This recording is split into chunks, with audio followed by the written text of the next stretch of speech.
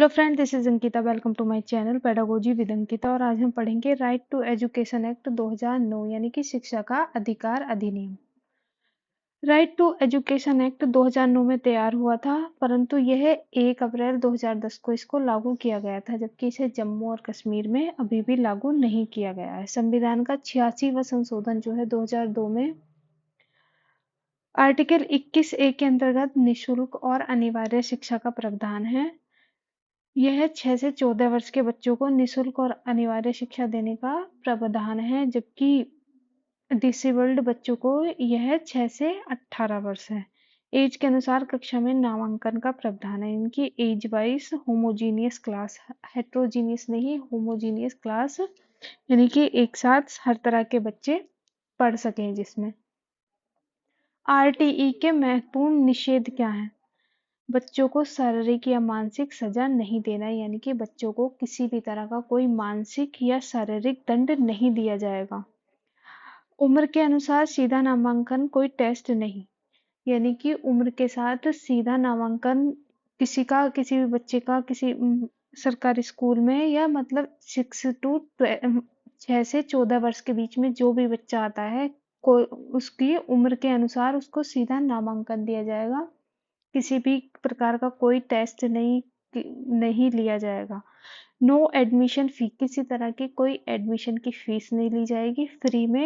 Free और compulsory education होगी 6 से 14 वर्ष की। निशुल्क और अनिवार्य शिक्षा, यानी कि हर बच्चे को, इस एज के हर बच्चे को निशुल्क और अनिवार्य शिक्षा का प्रावधान है। और एज के अनुसार कक्षा में नामांकन, यानी कि 5 साल से, मतलब 5 साल के बाद में बच्चे को स्कूल में लिया जाएगा। और जो 6 से 14 के बीच में आते हैं, हर बच्चे को एक एक करके, मतलब कोई भी बच्चा शिक्षा से वंचित नहीं रहना चाहिए। राइट टू एजुकेशन एक्ट या आरटीई का यही एक मिशन है। गवर्नमेंट टीचर्स को प्राइवेट ट्यूशन नियम के विरुद्ध है, यानी कि कोई भी गवर्नमेंट में स्कूल में पढ़ाने वाला टीचर प्राइवेट ट्यूशन नहीं दे सकता। अगर वो इस तरह का कोई भी कार्य करता है या ट्यूशन देता है, तो उसको अपराधी माना जाएगा, या उसके वो नियम के विरुद्ध है, उसको दंड दिया जा सकता है। बिना मान्यता के स्कूल चलाना मना है।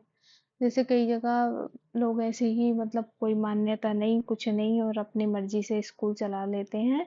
तो आरटीई के महत्वपूर्ण निषेध में यह भी है कि बिना मान्यता के कोई भी स्कूल नहीं चलाया जा सकता है। अगर कोई किसी तरह का, मतलब ऐसे बहुत सारे स्कूल चल रहे हैं, तो उनको बंद किया जाएगा, या उन लोगों को दंडित किया जा सकता है किसी भी समय, कभी भी। जैसे ही उनका पता चलता है कि हाँ, ये स्कूल बिना मान्यता के चल रहे हैं, इनकी कोई मान्यता नहीं है या कुछ भी, तो ऐसे स्कूलों को चलाना भी नियम के विरुद्ध है। प्राइवेट स्कूल्स में बीपीएल ईडब्ल्यूएस छात्रों को 25% अतिरिक्त छूट का प्रावधान है, यानी कि प्राइवेट स्कूल में भी अगर बीपीएल कार्ड्स वाले बच्चे, जिनके माता पिता अन्य पिछड़ा वर्ग या बीपीएल से भी नीचे ईवीएस और बीपीएल में आते हैं, तो ऐसे बच्चों को 25% अतिरिक्त छूट का प्रावधान है। अगर वो किसी भी गवर्नमेंट स्कूल के अलावा भी अगर वो प्राइवेट स्कूल्स में भी पढ़ते हैं, तो राइट टू एजुकेशन एक्ट के अंतर्गत उन्हें भी 25% अतिरिक्त छूट उनकी फी में और अन्य सुविधाओं में देने का प्रावधान है। अब बच्चे और शिक्षक का अनुपात 30:1 होना चाहिए, यानी कि 30 बच्चों पर एक शिक्षक होना चाहिए। अब प्राथमिक स्कूल जो है बच्चे के घर से 1 किलोमीटर के दायरे पर, जबकि उच्च प्राथमिक स्कूल 3 किलोमीटर दूरी पर होना चाहिए। ये क्वेश्चन बहुत बार एग्जाम में आ चुका है, सीटेट में पूछा जाता है, केबी में भी, DSSS भी। इसमें से बहुत क्वेश्चन हर बार सीटेट में कम से कम 2 से 3 क्वेश्चन हर बार आरटीई या राइट टू एजुकेशन एक्ट से पूछे जाते हैं। मैं खुद ये सीटेट का एग्जाम खुद मैं 4 बार क्वालिफाई कर चुकी हूँ, और 4 बार मैंने दिया भी है, और हर समय मतलब हर टाइम मैंने क्वालिफाई किया है, जितने भी टाइम मैंने दिया है। तो इसलिए मुझे एक्सपीरियंस के बेसिस पे मैं बता रही हूँ कि इससे कई सारे क्वेश्चंस आते हैं इस टॉपिक से। केबी DSSS भी हर एग्जाम में आरटीई या राइट टू एजुकेशन एक्ट से क्वेश्चन पूछे जाते हैं। अब कक्षा 1 से 5 तक में एक वर्ष में कम से कम 200 वर्किंग डेज होने चाहिए, यानी कि जो एक प्राइमरी स्कूल हैं उनमें वर्किंग डेज एक साल में 200 वर्किंग डेज होने चाहिए, जबकि जूनियर स्कूल जो 6 to 8 के हैं एक वर्ष में कम से कम उनमें 1000 घंटे पढ़ाई होनी चाहिए, या 1000,